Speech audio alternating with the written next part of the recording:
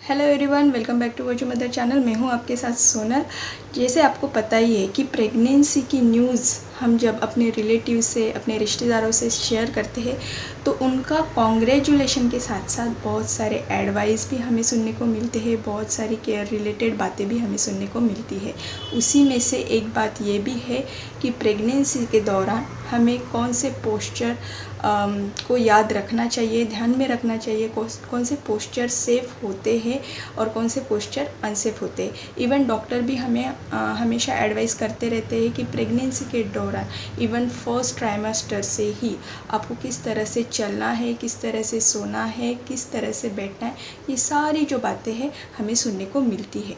तो एक्चुअल में क्या पोस्चर होते हैं सेफ़ और अनसेफ, वही आज हम इस वीडियो में डिस्कस करने वाले हैं। तो चलो वीडियो को जल्दी से जल्दी शुरू करते हैं।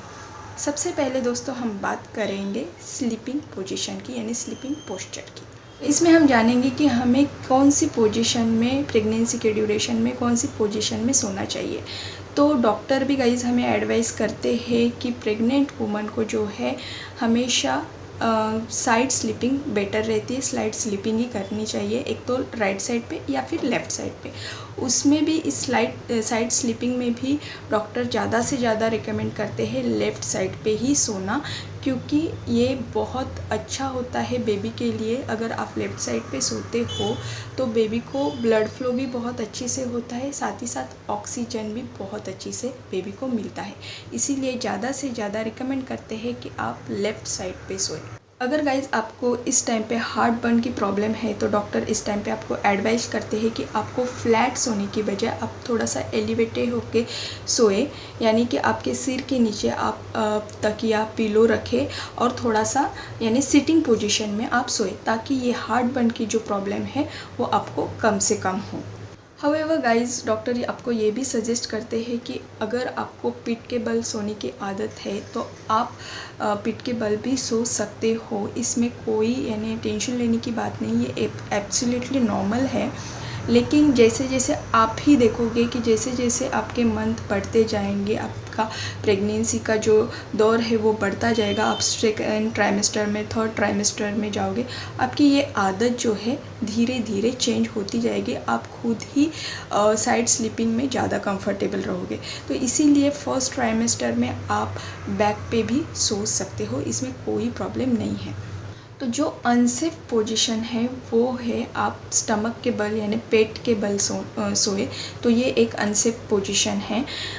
जब आपका फर्स्ट ट्राइमेस्टर चल रहा है तो उस टाइम पे आप बिल्कुल पेट के बल सो सकते हो, क्योंकि आपका जो बेबी है इस टाइम पे बहुत ही छोटा होता है और आपके बहुत सारे लेयर के अंदर वो रहता है। तो इसमें आपको बिल्कुल भी टेंशन लेने की ज़रूरत नहीं है कि हम अगर पेट के बल सोते हैं तो हमारा बेबी दब जाएगा। बिल्कुल भी आपको इस बात की चिंता करने की ज़रूरत नहीं है। लेकिन हाँ, जैसे आपका सेकेंड ट्राइमेस्टर शुरू होता है तब से आपको इस बात की केयर लेने की ज़रूरत है, क्योंकि इस टाइम पे क्या होता है, बेबी ग्रो होते रहता है और आपका पेट का साइज़ भी बढ़ जाता है, तो आप खुद ही पेट के बल नहीं सो पाओगे। तो बस इस बात का आपको ध्यान रखना है कि सेकेंड ट्राइमेस्टर से आपको जो है पेट के बल नहीं सोना है।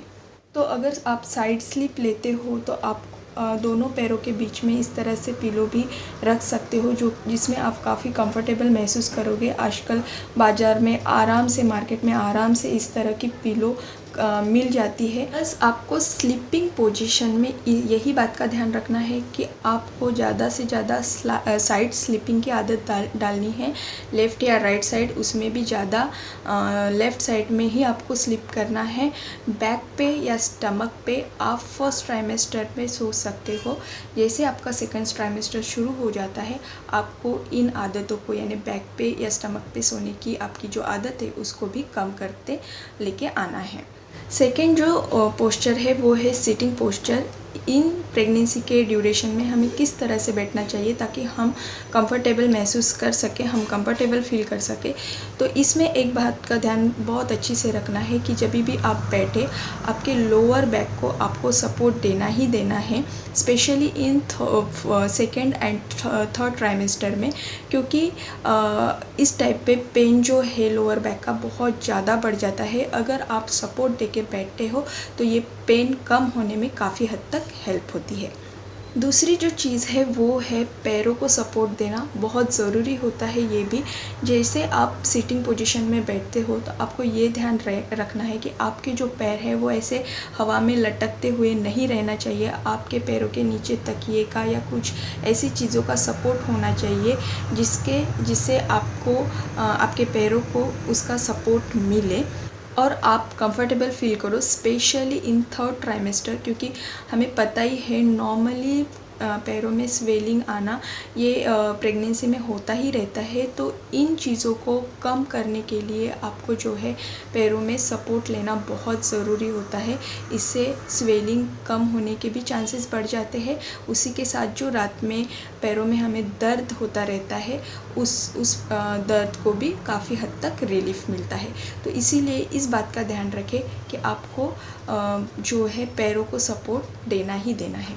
जो बात का ध्यान रखना है हमें वो है कि हमें बहुत देर तक बैठे नहीं रहना है। अगर आपका सिटिंग यानी बैठ की जॉब है, डेस्क वर्क आपका है, फिर भी आपको हर 20 से 30 मिनट के बीच में गैप लेना ही है, थोड़ा सा वॉक लेना है, ताकि आपके जो बैक मसल्स है, जो पैरों के मसल्स है, वो उसको रिलैक्सेशन मिले, वो थोड़ा रिलैक्स हो जाए और जो ब्लड फ्लो है वो काफ़ी अच्छे से हो सके और आपको एक रिलैक्सेशन भी मिल सके। इसीलिए इस बात का भी ध्यान रखना है, आपको बहुत देर तक बैठे नहीं रहना है। चीज़ है वो है आप फ्लोर पे भी आराम से इस टाइम पे बैठ सकते हो।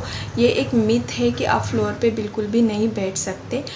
आपको बस इस बात का ही ध्यान रखना है, जब भी आप फ्लोर पे बैठे तो आप एक बटरफ्लाई की पोजीशन में हो, ना कि क्रॉस लेग के।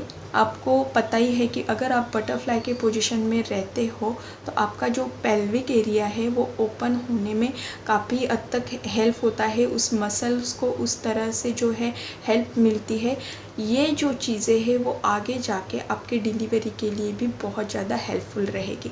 तो इसीलिए जब भी आप नीचे बैठे, ज़मीन पे बैठे, तो आपको ये मेक श्योर करना है कि आपकी जो पोजीशन है वो बटरफ्लाई पोजीशन होनी चाहिए। आपको ये भी पता होगा कि काफ़ी सारे जो योगा या एक्सरसाइज है इस पोजीशन में किए जाते हैं या करवाए जाते हैं। बस आपको ये ध्यान रखना है जो भी एक्सरसाइज या योगा आप करते हो तो ये अंडर सुपरविजन ही हो। हाँ, लेकिन आप फ्लोर पे एब्सोल्युटली बैठ सकते हो। आपको बस इस बात का ध्यान रखना है, जो अनसेफ पोजीशन है फ्लोर पे या जहाँ पे भी आप बैठ रहे हो वो है आपको क्रॉस लेग करके कभी भी नहीं बैठना चाहिए। This is all about the sitting posture. अब हम बात करते हैं वॉकिंग के बारे में। सब लोग पूछते हैं कि हमें वॉक प्रेगनेंसी के दौरान किस तरह से करना चाहिए। देखो, सबके अपने अपने तरीके होते हैं। कोई हाई स्पीड वॉक करता है, कोई लो स्पीड वॉक करता है, लेकिन प्रेगनेंसी में वॉक करना ये बहुत ज़्यादा रिकमेंडेड है। आपको वॉक लेना ही लेना है। बस इस बात का आपको ध्यान रखना है कि आपको आपका बैलेंस बनाए रखना है, बैलेंस आपका नहीं जाना चाहिए। दूसरी चीज़, आप जितना हाई हील्स जो फुटवेयर है उसको अवॉइड करते हैं तो बहुत अच्छा रहता है, क्योंकि इसमें अगर आप कंफर्टेबल हो भी फिर भी बैलेंस जाने की बहुत ज़्यादा चांसेस रहते हैं। डॉक्टर भी रिकमेंड नहीं करते कि प्रेगनेंसी के दौरान हाई हील्स पहने। आप चाहे तो ओपन फुटवेयर पहन सकते हो। फर्स्ट ट्राइमेस्टर में, सेकंड ट्राइमेस्टर में आप शूज़ भी पहन सकते हो, लेकिन ये थर्ड ट्राइमेस्टर में आप में भी कंफर्टेबल नहीं होगे शूज़ से, क्योंकि स्वेलिंग वगैरह हमारे पैरों पे नॉर्मली आती ही है। तो जो शूज़ है वो बहुत ज़्यादा टाइट होने के चांसेस या हम उसमें कंफर्टेबल ना होने के चांसेस इस टाइम पे बढ़ते हैं। हाँ, लेकिन इस बात का आपको ध्यान रखना है कि जब भी आप वॉक करते हैं तो आपका बैलेंस जो है बिल्कुल भी नहीं जाना चाहिए। एक स्लो स्पीड में आप वॉक कर सकते हो, ज़्यादा हाई स्पीड आपको नहीं लेनी है। अगेन ये पर्सन टू पर्सन डिपेंड करता है, क्योंकि बहुत सारे ऐसे लेडीज़ भी है जो ऑल ओवर प्रेगनेंसी रन भी कर सकती है। तो ये डिपेंड करता है उन लोगों के ऊपर, उनके डॉक्टर ने उनको किस तरह से एडवाइस किया है उस चीज़ के ऊपर। लेकिन वॉकिंग करना प्रेगनेंसी के दौरान बहुत ही ज़्यादा ज़रूरी है। This is all about today's topic. I hope इस टॉपिक से आप लोगों की ज़रूर हेल्प हुई होगी। अगर हाँ तो प्लीज़ कमेंट सेक्शन में आपका हाँ करके मैसेज मुझे ज़रूर से भेजिए। और अगर आपको वीडियो अच्छा लगे तो लाइक बटन हिट कीजिए। चैनल को अब तक आपने सब्सक्राइब नहीं किया है तो जल्दी से चैनल को सब्सक्राइब कीजिए, बेल आइकन को भी हिट कीजिए ताकि ऐसे ही यूज़फुल न्यू वीडियो के अपडेट आपको जल्द से जल्द मिले। तो मिलते हैं एक नए वीडियो के साथ, तब तक के लिए बाय बाय।